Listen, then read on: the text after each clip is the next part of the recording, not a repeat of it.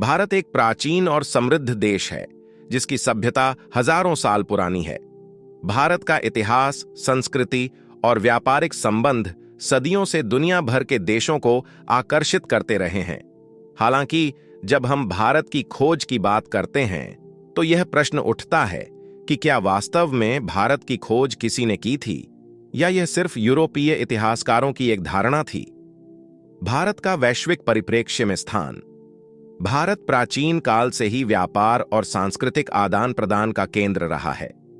सिंधु घाटी सभ्यता से लेकर गुप्त साम्राज्य तक भारत का व्यापार अरब, रोम, ग्रीस, चीन और कई अन्य देशों से जुड़ा रहा। भारतीय मसाले, रेशम और बहुमूल्य पत्थरों की दुनिया भर में भारी मांग थी। अरब और फारसी व्यापारी भारत से सामान लेकर यूरोप तक पहुंचाते थे। हालांकि यूरोपीय देशों के लिए भारत एक रहस्य बना हुआ था। यूरोपीय व्यापारियों को केवल अरब देशों से ही मसाले और अन्य बहुमूल्य वस्तुएं मिलती थीं, लेकिन अरब व्यापारी यह नहीं बताते थे कि ये वस्तुएं वास्तव में कहां से आती हैं। इसी जिज्ञासा ने यूरोपियों को भारत के सीधे समुद्री मार्ग की खोज करने के लिए प्रेरित किया। वास्को डी गामा की यात्रा और भारत का समुद्री मार्ग। वास्को डी गामा एक पुर्तगाली नाविक था जिसे यूरोप से भारत तक समुद्री मार्ग खोजने का श्रेय दिया जाता है। उसका जन्म 1460 ईस्वी में पुर्तगाल के साइंस में हुआ था। पुर्तगाल के राजा ने भारतीय मसालों की बढ़ती मांग को देखते हुए समुद्री मार्ग खोजने के लिए एक अभियान शुरू किया। इस अभियान का नेतृत्व वास्को डी गामा ने किया। भारत तक पहुंचने का प्रयास। वास्को डी गामा ने जुलाई 1497 में 4 जहाजों के बेड़े के साथ यात्रा शुरू की। उनके बेड़े में लगभग 170 नाविक थे। वे अफ्रीका के पश्चिमी तट से होते हुए आगे बढ़े और केप ऑफ गुड होप के रास्ते हिंद महासागर में प्रवेश किया। यहां से उन्होंने अफ्रीका के पूर्वी तट की ओर यात्रा की और मौसम्बीक तथा मोम्बासा में रुके।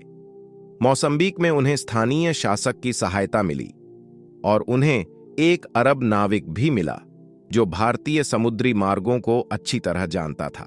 उसकी मदद से वास्को डी गामा हिंद महासागर को पार कर भारत की ओर बढ़े। भारत में आगमन।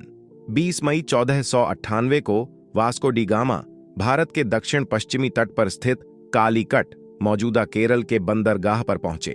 उस समय कालीकट एक महत्वपूर्ण व्यापारिक केंद्र था जहां अरब व्यापारी पहले से व्यापार कर रहे थे। वास्को डी गामा का स्वागत कालीकट के राजा जमोरिन ने किया। उन्होंने राजा के साथ व्यापारिक समझौते की कोशिश की, लेकिन स्थानीय व्यापारियों और अरब व्यापारियों को यह पसंद नहीं आया। अरब व्यापारी नहीं चाहते थे कि यूरोपीय लोग सीधे भारत से व्यापार करें, क्योंकि इससे उनका एकाधिकार समाप्त हो सकता था। हालांकि वास्को डी गामा ने मसालों से भरे अपने जहाजों को पुर्तगाल वापस भेज दिया, जिससे पुर्तगाल में भारी उत्साह पैदा हुआ। भारत से मसालों को सीधे यूरोप ले जाने से व्यापार में बहुत लाभ हुआ और इसने अन्य यूरोपीय देशों को भी भारत आने के लिए प्रेरित किया। वास्को डी गामा की दूसरी यात्रा और भारत में हिंसा। वास्को डी गामा 1502 में दोबारा भारत आया, लेकिन इस बार उसका उद्देश्य सिर्फ व्यापार नहीं बल्कि सैन्य शक्ति का प्रदर्शन भी था। उसने अपने साथ युद्धपोत लाए और कालीकट के तट पर हमला कर दिया। उसने वहां के स्थानीय लोगों को मौत के घाट उतार दिया और कई व्यापारिक जहाजों को लूट लिया। वास्को डी गामा ने भारत में पुर्तगाली शासन की नींव रखी और उनके द्वारा की गई क्रूरता और अत्याचारों ने भारतीय समाज को झकझोर दिया। 1524 में वह तीसरी बार भारत आया, लेकिन इसी वर्ष उसकी मृत्यु हो गई। क्या भारत की खोज वास्को डी गामा ने की थी? यह कहना कि वास्को डी गामा ने भारत की खोज की पूरी तरह गलत होगा। भारत एक समृद्ध और सांस्कृतिक रूप से विकसित देश था, जिसकी सभ्यता हजारों वर्षों से मौजूद थी। वास्को डी गामा ने केवल यूरोपीय लोगों के लिए भारत तक पहुंचने का एक नया समुद्री मार्ग खोजा।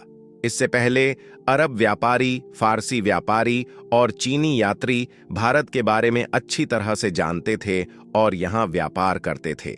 अगर भारत की खोज किसी ने की होती तो वह भारतीय ही होते, जिन्होंने हजारों साल पहले अपनी सभ्यता का निर्माण किया था।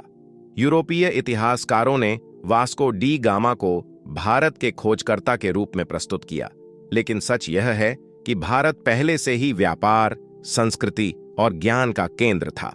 भारत पर यूरोपीय प्रभाव और उपनिवेशवाद। वास्को डी गामा के समुद्री मार्ग खोजने के बाद कई अन्य यूरोपीय देशों ने भारत पर अपनी पकड़ बनाने की कोशिश की। पुर्तगालियों के बाद डच, फ्रांसीसी और अंततः ब्रिटिश भारत आए और व्यापार के बहाने भारत को धीरे धीरे अपने नियंत्रण में ले लिया। पुर्तगालियों ने सबसे पहले गोवा पर अधिकार कर लिया और वहां अपना उपनिवेश स्थापित किया।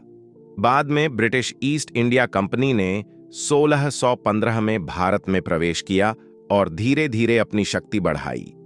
1757 में प्लासी के युद्ध के बाद ब्रिटिश शासन ने भारत पर पूरी तरह कब्जा कर लिया, जो लगभग 200 वर्षों तक चला।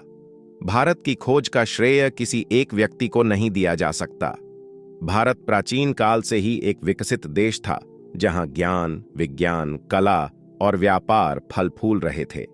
वास्को डी गामा ने केवल यूरोप के लिए भारत का समुद्री मार्ग खोजा, लेकिन इससे भारत की महानता को कम नहीं आंका जा सकता। आज हमें यह समझने की जरूरत है कि भारत किसी की खोज का मोहताज नहीं था।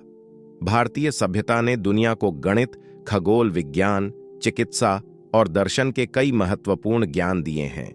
इसलिए हमें अपनी गौरवशाली विरासत को पहचानना और उसे संरक्षित करना चाहिए।